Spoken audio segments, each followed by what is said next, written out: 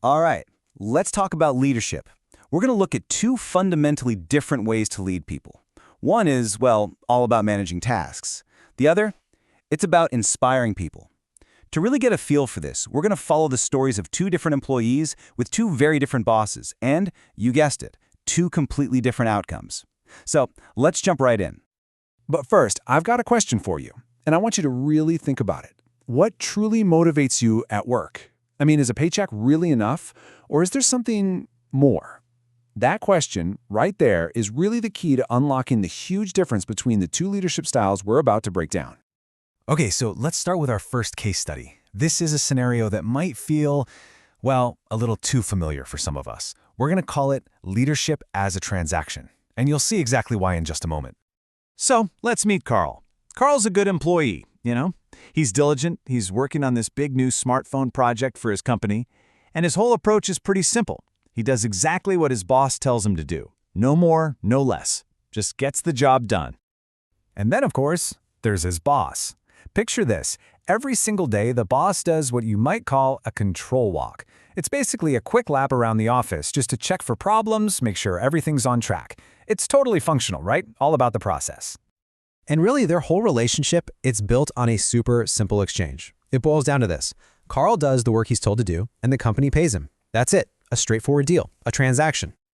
And guess what? This style of management has a name. It's called transactional leadership, and it's exactly what it sounds like. It's all based on that exchange process. You do good work, you get rewarded. You mess up, well, there are consequences. It's leadership by the book, plain and simple. So, okay, the project gets finished. Carl gets his paycheck, the company gets its new smartphone. On the surface, it works, right?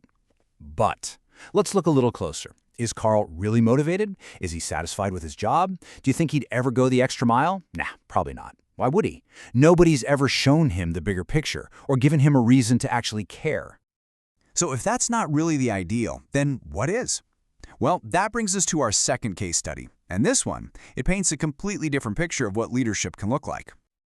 Okay, now I want you to meet Moritz.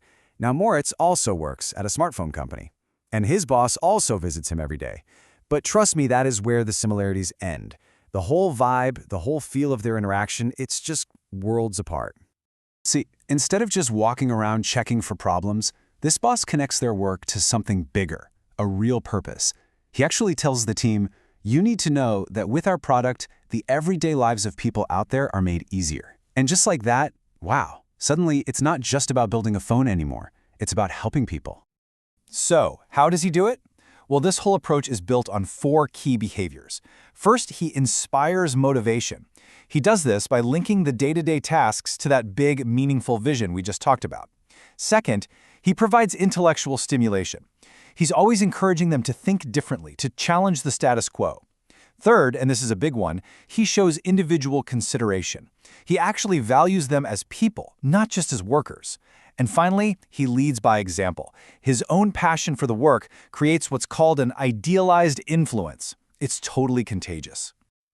And this style, this is called transformational leadership. You see the difference? It's not about just directing a team from on high. It's about working with them, down in the trenches. It's all about creating a vision that genuinely inspires everyone to come together and achieve something amazing. All right, so we've met Carl's boss, the transactional one, and Moritz's boss, the transformational one. Let's put them side by side and really break down the differences. Okay, here's where it all comes together. On one side, the transactional leader. They're focused on tasks and control. But the transformational leader, they're focused on vision and people. The transactional boss motivates with rewards, pay. The transformational boss motivates with inspiration and purpose.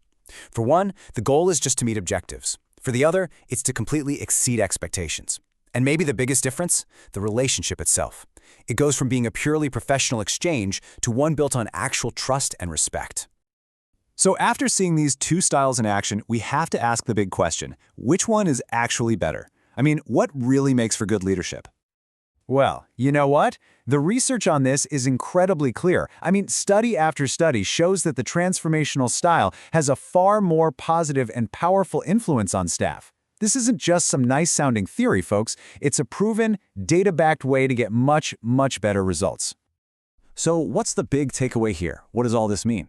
It means leadership is about so much more than just getting the job done. Real, true motivation, it comes from having a sense of purpose and from feeling genuinely valued. And that's why this is so important. A transformational approach doesn't just feel better for everyone, it literally builds teams that are happier, more innovative, and at the end of the day, way more productive and loyal. And that really just leaves us with one final question for you to think about. Take a look at your own workplace. Which of these two styles do you see? And more importantly, whether you're the one leading a team or you're part of one, which style do you want to foster? Which one do you want to be a part of?